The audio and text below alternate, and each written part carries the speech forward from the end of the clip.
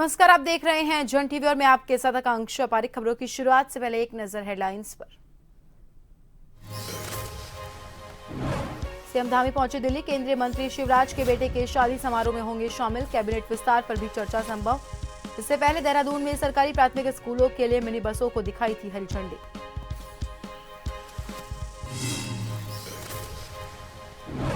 वित्त मंत्री प्रेमचंद अग्रवाल के इस्तीफे के बाद भी नहीं थम रहा विवाद। भाजपा मीडिया प्रभारी ने कांग्रेस नेताओं को घेरा तो कांग्रेस प्रदेशाध्यक्ष ने किया अपनों का बचाव।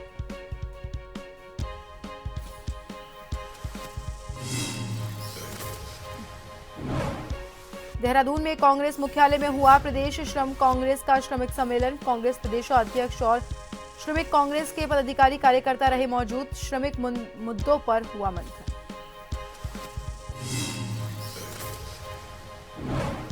हरिद्वार में अखिल भारतीय शास्त्रोत्सव का शुभारंभ। देश भर से 1000 से ज्यादा छात्र लेंगे कई प्रतियोगिताओं में हिस्सा। संस्कृत और भारतीय शास्त्रों की परंपरा को मिलेगा बढ़ावा।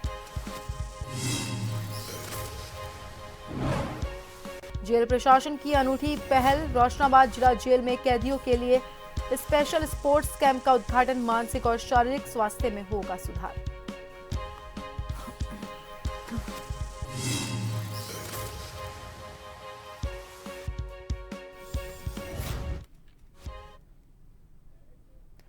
और सबसे पहले बड़ी खबर सीएम पुष्कर सिंह धामी को लेकर है, जिनका आज दिल्ली दौरा है। आपको बता दें कि वो दिल्ली दौरे पर हैं, जहां पर उनका ये दौरा मंत्रिमंडल विस्तार से जोड़कर देखा जा रहा है। साथ ही केंद्रीय मंत्री शिवराज चौहान के बेटे की शादी का समारोह है, जिसमें भी सीएम धामी शिरकत करेंगे। इस वक्त की बड़ी और अहम जानकारी, जहां उत्तराखंड के सीएम पुष्कर सिंह धामी का ये दिल्ली दौरा है।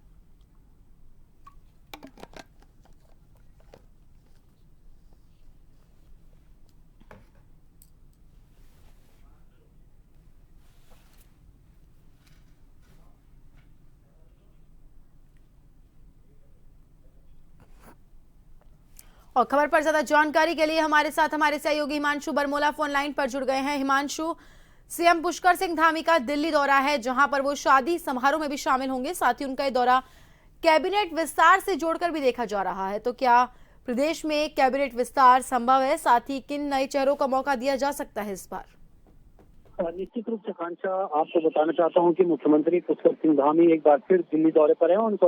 और जो उनका ये दिल्ली दौरा है उसको मंत्रिमंडल विस्तार से जोड़कर देखा जा रहा है, क्योंकि पिछले दिनों देखा गया कि कैबिनेट मंत्री प्रेमचंद अग्रवाल ने अपना इस्तीफा मुख्यमंत्री धामी को सौंप दिया था और इसके बाद राजभवन से मंजूरी भी मिल गई थी। तो हालांकि पहले की अगर बात कर ली जाए तो पहले 4 पद पहले ही से रिक्त थे और अब एक और पद रिक्त हो चुका है, यानी कि कुल 5 पद अभी भी रिक्त है और लगातार कोशिश की जा रही है इन पदों को भरने के लिए। और क्योंकि मुख्यमंत्री पुष्कर सिंह धामी का जो 23 मार्च को 3 साल का कार्यकाल पूरा हो रहा है और चौथे साल में प्रवेश अपने कार्यकाल में वो करने जा रहे हैं, तो ऐसे में बड़ी उम्मीद जो भाजपा के विधायक हैं, नेता हैं, वो लगाए बैठे हैं कि जल्द से जल्द जो है कैबिनेट विस्तार होगा और कैबिनेट विस्तार के बाद किसी न किसी की किस्मत चमकेगी। इसमें सबसे बड़ा नाम जो सामने निकल कर आ रहा है, प्रदीप बत्रा रुड़की से विधायक है। इसके अलावा बंशीधर भगत है, कालाडूंगी से विधायक हैं और खजान दास है। तो ऐसे कुल 5 वरिष्ठ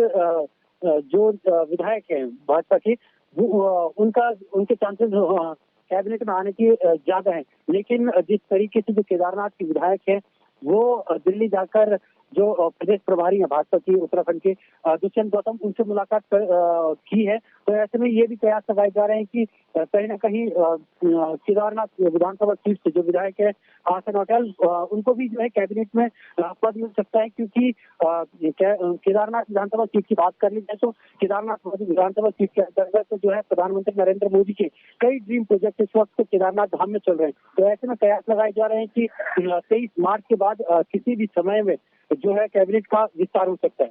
जी हिमांशु, तमाम जानकारी के लिए और हमसे जुड़ने के लिए। तो आपको बता दें कि सीएम पुष्कर सिंह धामी का ये दिल्ली दौरा है, जहां पर वो केंद्रीय मंत्री शिवराज चौहान के बेटे के शादी समारोह में तो शिरकत करेंगी। साथ ही उनका ये दौरा मंत्रिमंडल विस्तार से भी जोड़कर देखा जा रहा है, जहां पर उत्तराखंड में प्रदेश के मंत्रिमंडल में 5 सीटें रिक्त है मंत्री प्रेमचंद अग्रवाल के इस्तीफे के बाद। और ऐसे में कयास लगाए जा रहे हैं कि जल्द से जल्द इन सीट्स को भरा जा सकता है और इसी बात से जोड़कर सीएम पुष्कर सिंह धामी का दिल्ली दौरा देखा भी जा रहा है।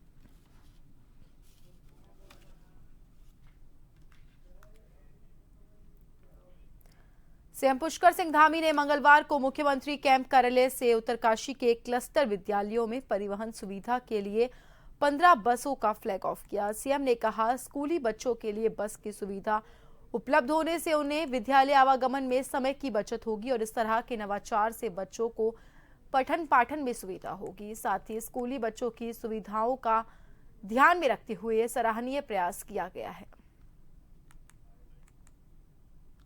छात्र छात्राओं को, बच्चों को क्लस्टर आधारित जो हमारे स्कूल हैं, उन स्कूलों में अच्छी गुणवत्ता वाली शिक्षा प्राप्त हो, उनको आने जाने के लिए अच्छा साधन हो, परेशानी न हो घर पहुंचने में और स्कूल जाने में।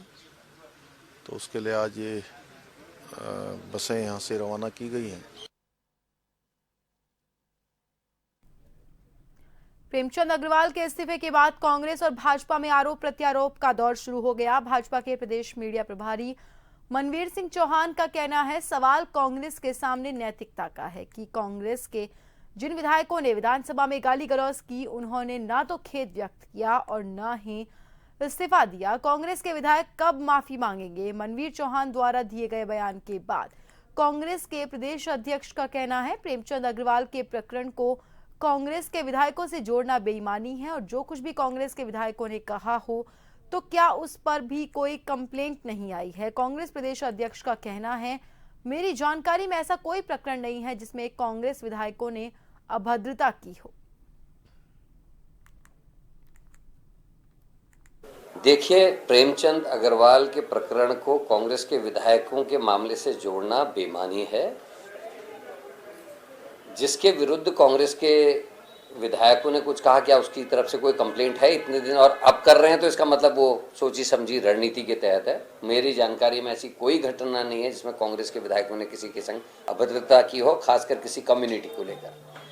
रही बात बीजेपी की, तो बीजेपी से आपके माध्यम से मेरा ये प्रश्न है कि प्रेमचंद अग्रवाल ने जब इस्तीफा दिया तो उन्होंने जो प्रेस की, उससे साफ ये जाहिर हो रहा कि उनको कहीं भी ग्लानि नहीं है।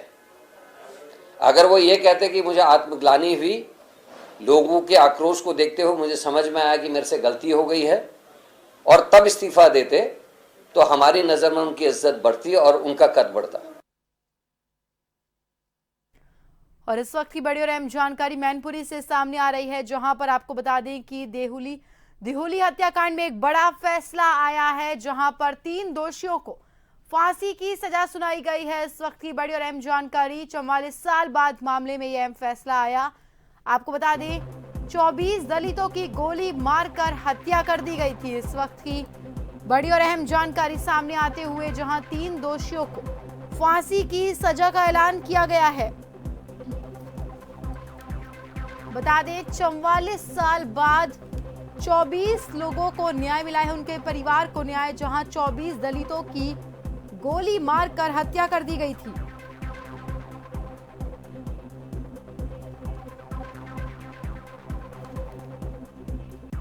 इस वक्त की बड़ी और अहम जानकारी सामने आते हुए मैनपुरी से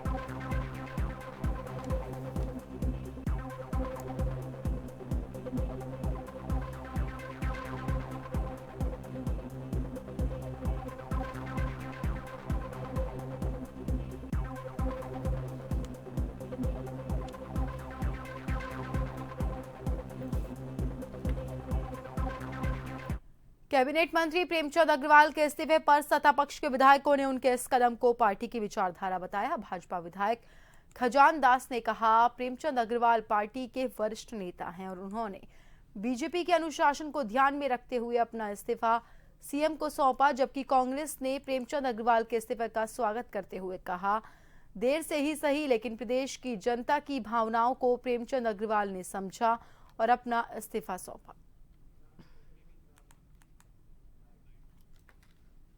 देखिए, माननीय प्रेमचंद अग्रवाल जी जो हमारे विधानसभा के अध्यक्ष रहे हैं और माननीय मंत्री रहे और एक संघ से संबंधित और भारतीय जनता पार्टी के बहुत ही वरिष्ठ कार्यकर्ता है और इसके निमित्त जो उन्होंने निर्णय लिया है ये भारतीय जनता पार्टी के संगठन के हित को देखते हुए, जब मामला ये थम नहीं रहा था उत्तराखंड में, तो इसलिए उन्होंने इस्तीफा ही देना ठीक समझा और ये उनका साहसिक कदम है और एक अच्छा निर्णय उन्होंने लेकर के इस बयानबाजी पे जो कुछ घटनाक्रम पहले हुआ है उस पर पूरी तरह से विराम लगाने की कोशिश की है। देखिए बिल्कुल, और जिस तरीके से प्रेमचंद अग्रवाल ने सदन की गरिमा नहीं रखी, सदन का मान सम्मान नहीं रखा और वहाँ जिसे हम कानून बनाने का मंदिर कहते हैं उसका मान नहीं रखा और उसके बाद जिस तरीके से प्रोटेस्ट हो रहे थे, लोग संघर्ष कर रहे थे, लोग डिमांड कर रहे थे कि उनको इस्तीफा दे देना चाहिए और कांग्रेस पार्टी इस बात की मांग की थी। हमने जो है कई प्रोटेस्ट ऑर्गेनाइज किए, पुतले दहन किए और सब कुछ किया। तो मुझे लगता है कि ये जनता है, देखिए, और ये जनता है जो चुनकर आपको सदन में भेजने का कार्य करती है और यही जनता है जब आप अपने असली मुद्दों से भटकते हैं और कुछ ऐसा करते हैं जो जनता को पसंद नहीं आता, तो यही जनता आपको उस कुर्सी से हटाने का भी कार्य करती है, आसमान से उठा के धरातल पर लाने का भी कार्य करती है। खबर देहरादून से है, जहां कांग्रेस मुख्यालय में प्रदेश श्रम कांग्रेस ने श्रमिक सम्मेलन का आयोजन किया। इस सम्मेलन में कांग्रेस प्रदेश अध्यक्ष करण माहरा और श्रमिक कांग्रेस के पदाधिकारी और कार्यकर्ता मौजूद रहे।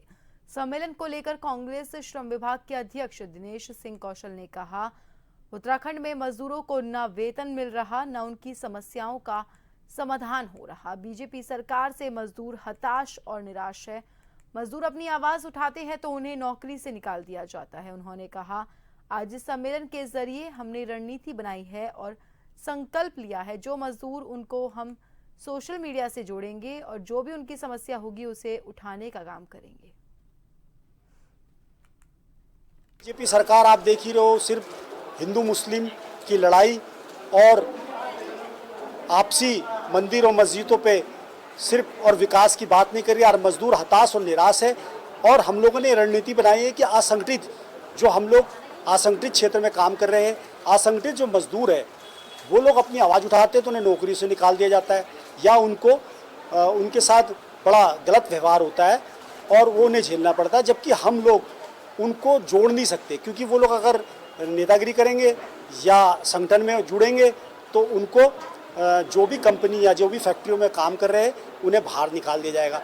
इसलिए हमने रणनीति बनाई है कि हम लोग अब जो तमाम मजदूर है, जो असंगठित मजदूर है, चाहे वो पेट्रोल पंप में काम कर रहे हैं, चाहे वो गैस एजेंसियों में काम कर रहे हैं, चाहे वो फैक्ट्रियों में काम कर रहे हैं, चाहे वो मजदूरी कर रहे हैं, उन लोगों को हम लोग सोशल मीडिया से जोड़ेंगे, उन्हें ग्रुप के द्वारा जोड़ेंगे और उनकी जो भी समस्या होगी वो अपनी ग्रुप में आप समस्या रखेंगे और हम उस समस्या को उठाने का काम करेंगे। उनकी जो समस्या है वो सड़कों में उठाएंगे।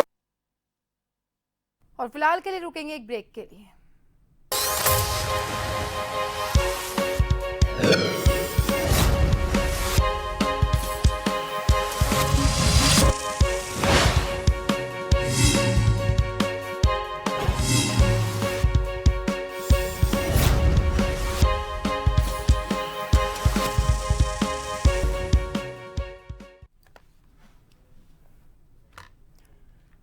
ब्रेक के बाद एक बार फिर से आप सभी का स्वागत है। बात करते हैं अगली खबर की। तहसील दिवस के मौके पर क्षेत्रीय विधायक डॉक्टर मोहन सिंह बिष्ट लालकुआ तहसील कार्यालय पहुंचे। विधायक डॉक्टर मोहन सिंह बिष्ट ने जरूरतमंद और लाभार्थियों को मुख्यमंत्री राहत कोष से सहायता राशि के रूप में चेक बांटे। इस दौरान लालकुआ निवासी डॉक्टर राजकुमार सेतिया को केमिस्ट एसोसिएशन नैनीताल का जिला अध्यक्ष बनने पर विधायक ने फूल माला पहनकर उनका स्वागत किया।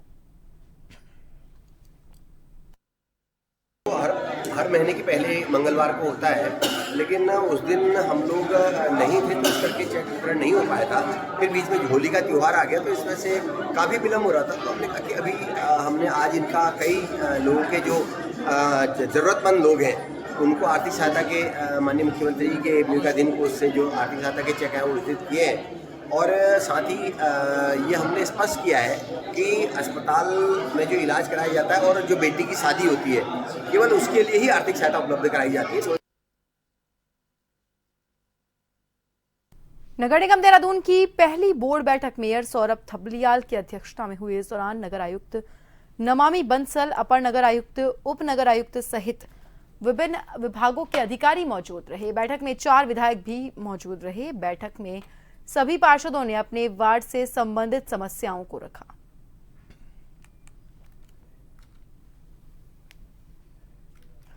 देहरादून के कलेक्टर परिसर से जनसेवा के लिए 3 एम्बुलेंस को जिलाधिकारी देहरादून और राजपुर विधायक ने हरी झंडी दिखाई। जिला योजना और खनन निधि से खरीदी गई एम्बुलेंस को विभिन्न स्थानों में जन कल्याण के कार्य में इस्तेमाल किया जाएगा। देहरादून डीएम सविन बंसल ने कहा, एक एम्बुलेंस जिला अस्पताल, दूसरी एम्बुलेंस शव वाहन और तीसरी नारी निकेतन में जनसेवा का काम करेगी। तो वहीं राजपुर विधायक खजान दास ने मुख्यमंत्री पुष्कर सिंह धामी का धन्यवाद करते हुए जिले में हो रहे विकास और जन कल्याण कार्य की प्रशंसा की। देखिए, सूबे के माननीय मुख्यमंत्री जी के दिशा निर्देश के अनुसार जिलाधिकारी जी ने बहुत ही अच्छा निर्णय एक लिया है और यहाँ पर आज 3 गाड़ियाँ बाकायदा खनन न्यास और जिला योजना के तहत खरीदी गई और एक कोरोनेशन अस्पताल को लिए बाकायदा जो है उसको एम्बुलेंस के रूप में दी गई। और एक सब वाहन की बहुत दिक्कत होती थी और जब भी किसी प्रकार की कोई घटना घट जाती थी या डेथ हो जाती थी तो उसमें बहुत दिक्कत आ जाती थी। एक सब वाहन भी क्रय किया गया है और एक जैसे नारी निकेतन के लिए ये गाड़ी उपलब्ध करवाई गई है। ऑनरेबल सीएम की डायरेक्शंस पर हमें अपने सभी अस्पतालों को और यहाँ पे जो हमारे वंचित वर्ग हैं उनको सुगम सेवाएं देने का हमारा कमिटमेंट है और उसी डायरेक्शन में आज स्वास्थ्य सेवाओं को और सुदृढ़ करते हुए माननीय विधायक जी राजपुर द्वारा हमारे 3 वाहनों को फ्लैग ऑफ किया गया है, जिसमें पहला हमारा शव वाहन है जो अभी तक जिले में उपस्थित नहीं था, तो इसकी अत्यंत आवश्यकता प्रतीत हो रही थी। तो एक शव वाहन और एक कोरोनेशन में हमें एक एम्बुलेंस की काफ़ी समय से आवश्यकता थी। ये दोनों वाहन हमारे खनिज न्यास निधि से लिए गए हैं। और थर्ड हमारा नारी निकेतन में जितने भी हमारे असहाय बच्चे हैं, कुछ अनाथ बच्चे हैं, मानसिक विकलांग कुछ महिलाएं हैं या कुछ ऐसी महिलाएं हैं जो अपने घर से दूर दराज हैं और उनको कोर्ट के ऑर्डर से वहाँ पर रखा गया, तो उनकी कुछ हेल्थ नीड्स रहती हैं जिससे उनको ट्रांसपोर्टेशन अक्सर करना पड़ता है। वहाँ से बच्चों को स्कूल भेजा जाता है, उनको दूसरे डिपार्टमेंट से कुछ सोशल सर्विसेज के लिए एक्सेस करवाना पड़ता है, तो उसके लिए डेडिकेटेड वाहन उपलब्ध नहीं था। तो ये तीनों वाहन इसी दिशा में क्रय किए गए और होपफुली जो हमारे डिपार्टमेंट्स हैं, हेल्थ डिपार्टमेंट और महिला कल्याण डिपार्टमेंट इसका उचित उपयोग करेंगे। नागपुर में हुई सांप्रदायिक हिंसा को लेकर पतंजलि योगपीठ के आचार्य बालकृष्ण ने कड़ा रुख अपनाया और साफ कहा, धार्मिक हिंसा भड़काने वालों के लिए सभ्य समाज में कोई जगह नहीं है। आचार्य बालकृष्ण ने औरंगजेब की मजार हिंसा में हिंदुओं पर हुए हमले और उनके घरों पर आक्रमण की कड़ी निंदा की और कहा, समाज को जोड़ने की जरूरत है, तोड़ने की नहीं। बालकृष्ण ने अपील की कि हर धर्म और समुदाय को शांति और सौहार्द बनाए रखना चाहिए। कहा, हिंसा किसी भी समस्या का हल नहीं हो सकती, ऐसे कृत्यों से समाज को सिर्फ नुकसान होता है। हिंसा नहीं होनी चाहिए। हमारी जो सनातन परंपराएं हैं, ये किसी भी परंपरा में हिंसा के लिए जो सभ्य समाज में कोई जगह नहीं है, कोई स्थान नहीं है। यदि किसी ने कोई कानून और मर्यादा व्यवस्था को तोड़ा है तो उसको समुचित दंड मिलनी चाहिए और उसके लिए प्रशासन को भी अलर्ट रहना चाहिए। इस तरह के असामाजिक कार्य कहीं भी नहीं होना चाहिए। रुद्रपुर में 2 साल पहले G20 सम्मेलन के नाम पर रोडवेज के सामने राम मनोहर लोहिया मार्केट से उजाड़े गए सैकड़ों व्यापारियों ने व्यापार मंडल अध्यक्ष संजय जुनेजा के नेतृत्व में रोडवेज के सामने काला दिवस मनाते हुए काले कपड़े के साथ धरना दिया। पीड़ित व्यापारियों ने शासन प्रशासन के खिलाफ इस दौरान जोरदार नारेबाजी की। देखिए, 17 मार्च 2023 को रुद्रपुर शहर में सैकड़ों हमारी दुकानें थी, नाश्तेबंद कर दी गई थी, तोड़ दी गई थी। तो उसके बाद 2 साल हो गए पूरे, आज तक हमारे दुकानदारों को पुनर्वास नहीं करा सरकार ने। आज हम सरकार के सामने इस बात के लिए आंखें टकटकी लगाए बैठे हैं कि सरकार ने हमसे कहा था कि हम पुनर्वास करेंगे, लेकिन सरकार ने आज तक पुनर्वास नहीं करा। आज हम काला दिवस मना रहे हैं, हम क्या करें? हमारे लोग परेशान है, हमारे लोग रोते हैं, हमारे लोग बेचैन हो रहे हैं, लोगों के पास दवाई के पैसे नहीं है, खाने की रोटी नहीं है, तो क्या करेंगे? आज हम दोबारा से 2 साल हो गए इस बात को, आज हम काला दिवस मना रहे हैं और हम सरकार से भी कहना चाहते हैं कि हमें मजबूर मत करो कि हम बहुत बड़ा कदम उठा लें। रक्षा समिति द्वारा आयोजित एक दिवसीय प्रतीक्षा कार्यक्रम में उपस्थित सभी सामाजिक कार्यकर्ताओं ने सर्वसहमति से यह प्रस्ताव पारित किया कि गौ माता को राष्ट्रमाता बनाए जाने का संकल्प लिया।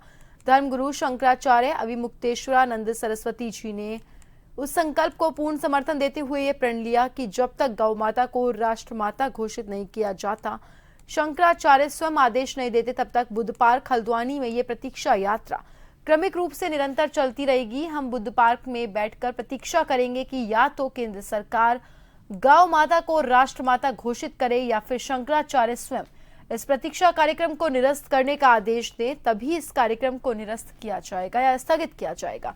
अन्यथा भविष्य में होने वाली गौ भक्तों की बैठक में प्रतीक्षा कार्यक्रम को उग्र आंदोलन में बदलने की रणनीति भी तैयार की जाएगी।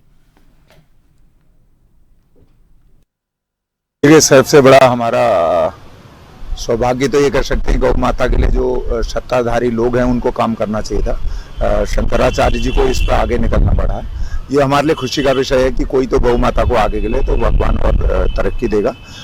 निश्चित रूप से मुझे ऐसा लगता है कि जो धर्म और के नाम पर जो भी राजनीतिक दल है वो राजनीति तो जरूर करते हैं, लेकिन उसके संरक्षण के लिए कोई काम नहीं हो रहा। तो इसलिए ये अभियान चल रहा है। और जो हमारी निजी अभिव्यक्ति है, हमारे शंकराचार्य ने देश दुनिया को जो दिया है, आज उनके पद चिन्ह में चलने वाले उनके शिष्यों को परेशान, उनकी अभिव्यक्ति को छीनने का प्रयास किया जा रहा है। वो नहीं बोल सकते हैं सनातन धर्म के पक्ष में। मामला ये है कि भगवान शंकराचार्य जो सनातन धर्म में सबसे बड़े धर्म के पद पर विराजमान हैं, उनका ये आदेश है, उनका ये सरकार से मांग है कि गौ माता को राष्ट्रमाता घोषित करा जाए, उसको पशु श्रेणी से हटा करके गौ माता को राष्ट्रमाता घोषित करा जाए।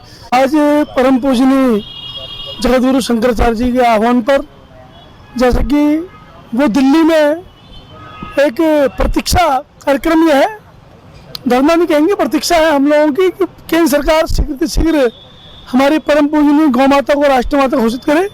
इसके लिए आज हमारा हल्द्वानी में प्रतीक्षा कार्यक्रम है। जैसे कि हमारे जगतगुरु जी हमें जैसे कि जो निर्देश देंगे उस अनुसार हम आगे का कार्यक्रम करेंगे। और फिलहाल के लिए बुलेटिन में इतना ही। बने रहिए जन टीवी के साथ। नमस्कार।